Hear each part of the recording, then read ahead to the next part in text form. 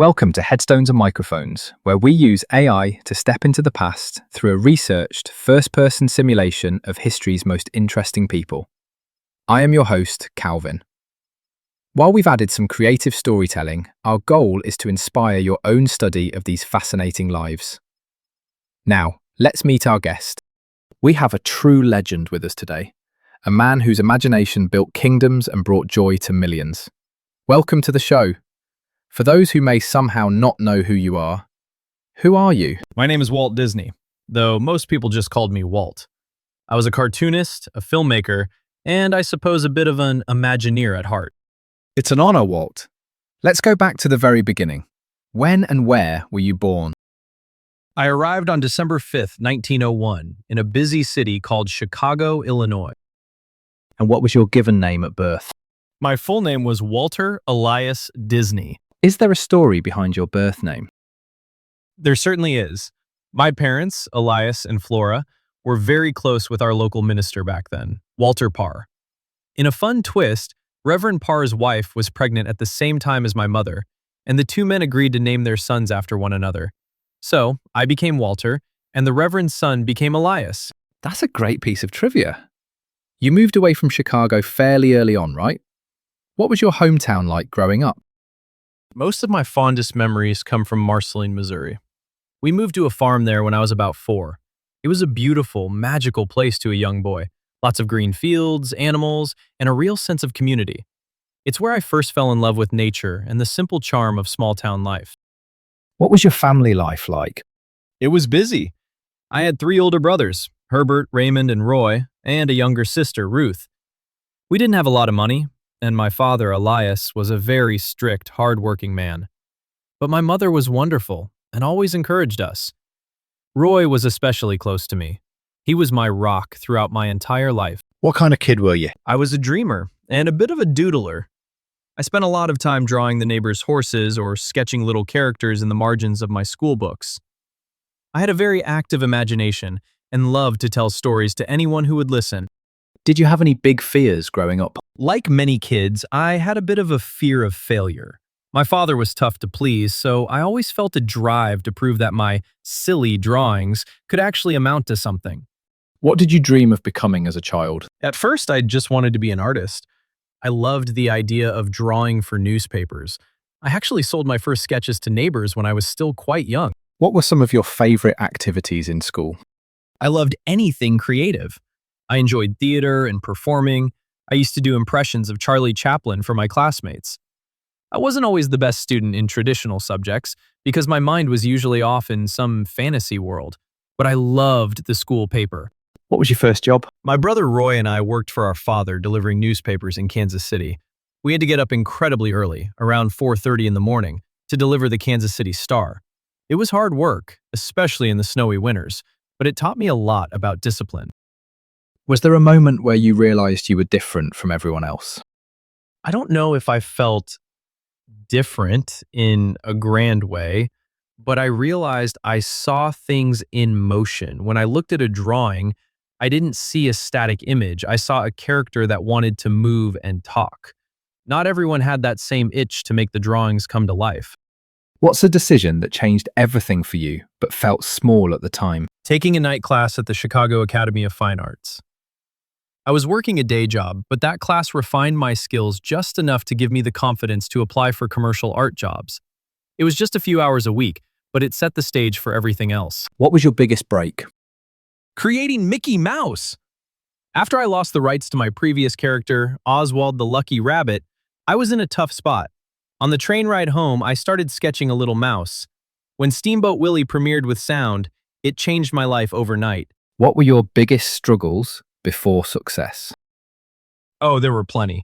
My first studio, Laugh-O-Gram Studio in Kansas City, went completely bankrupt. I was so broke I was living in the office and eating cold beans out of a can. I eventually had to sell my camera just to get a train ticket to California. Did you ever consider quitting? Never. I'm a bit stubborn that way. Every time a door closed, I just looked for a window to climb through. Were there any specific daily habits or routines that you feel are essential to your success? I was a big believer in the storyboard. We started using them to visualize entire films on the walls so we could see the flow. Also, I made it a habit to walk the floors of the studio and talk to the artists. I wanted to stay connected to the work being done at every level. What job would you have had if fame never happened?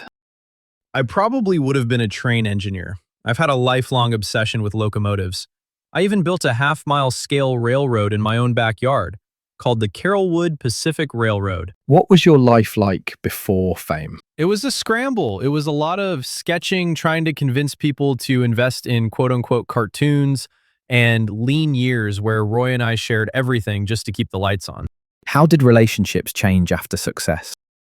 It became harder to know who was a friend and who wanted something from the Disney name. But it made me treasure my family and my core group of artists even more. Roy remained my business partner through it all. I did the dreaming, and he figured out how to pay for it. Did fame bring happiness? The fame itself was just noise, but the ability that fame gave me to build bigger things, like Disneyland, that brought me immense happiness. Seeing a family enjoy the park for the first time was better than any award. What was the downside of becoming famous? You lose your privacy. I couldn't just take my daughters to a park without being recognized. That's actually why I wanted to build Disneyland. I wanted a place where parents and children could have fun together, and maybe I could hide in the crowd for a bit. What misconceptions did people have about you? Some people thought I was a cold businessman or that I didn't actually draw anymore. While it's true I stopped animating as the studio grew, I was involved in every story decision. I was a perfectionist, and sometimes that was mistaken for being difficult. What's something people misunderstood about your life? People often thought everything I touched turned to gold instantly. They didn't see the years of debt, or the fact that nearly everyone told me Snow White would be a disaster. They called it Disney's folly before it came out. Tell me about a time when everything went wrong and how did you handle it? When I lost Oswald the Lucky Rabbit. My distributor in New York had secretly hired away almost all my animators and told me he owned the character. I was devastated. But instead of fighting a losing battle, I decided to start fresh. That's when Mickey was born. You have to keep moving forward. Did fame and fortune change your life? It allowed me to dream without limits. Instead of worrying about the next meal, I could worry about how to make a plastic bird sing or how to build a castle. It changed my circumstances, but I think I stayed that same kid from Marceline at heart. Who had the biggest influence on your life? My brother Roy, without a doubt, and my wife Lillian. She was the one who told me the name Mortimer Mouse was terrible and suggested Mickey instead. What was life like in your final years? I was very busy. I was planning a Project X in Florida, which I hoped would be an experimental prototype community of tomorrow, Epcot. I wanted to solve the problems of modern cities. I was also overseeing films like Mary Poppins, which was a real joy to make. What were you working on in your career before you passed away?